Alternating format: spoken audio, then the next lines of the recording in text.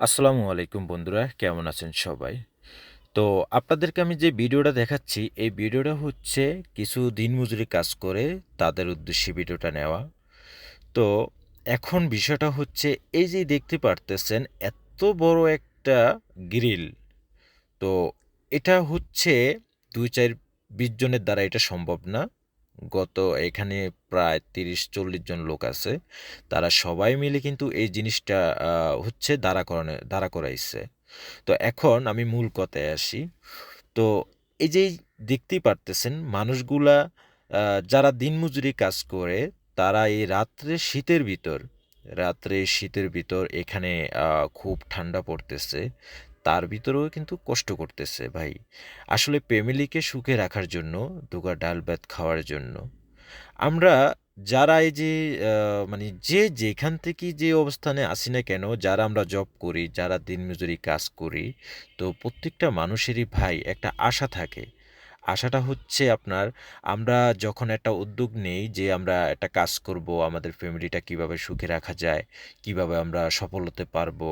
হ্যাঁ, আমাদের চিন্তাগুলো এরকমই থাকে। তো প্রত্যেকটা মানুষেরই কিন্তু। হয়তোবা ওনারা কত ৬০০-৭০০ টাকা হাজিরা পায় বা সামহাউ আপনার ধরেন ৮০০ টাকাই পায়। তো ৮০০ টাকা পেয়ে আপনার হচ্ছে সকাল ৮টার থেকে এখন বাজে রাত ১১টা। এখনও কিন্তু তারা এই যে পরিশ্রম করে যাচ্ছে। আসলে এই মানুষগুলার উদ্দেশ্যে আপনারা কি বলবেন বলেন? আমরা চাই যে এইভাবে যদি আমাদের দেশের যে মানুষগুলো আছে যারা এত কষ্ট করতেছে তাদের পাশে যদি যাদের অর্থায়ন আছে তারা যদি একটু পাশে দাঁড়ায়, হয়তোবা তাদেরও হেল্পিং এ আসতে পারে। কারণ আমরা চাই ভাই অসহায় মানুষের পাশে দাঁড়াতে। আমাদের সামর্থ্য অনুযায়ী কিন্তু আমরা দাঁড়ানোর চেষ্টা করতেছি। অতএব আমরা দাঁড়াবো। চেষ্টা আছে আমাদের। তো যে যেইখান থেকেই পারেন আপনারা এইসব মানুষগুলার পাশে দাঁড়ান।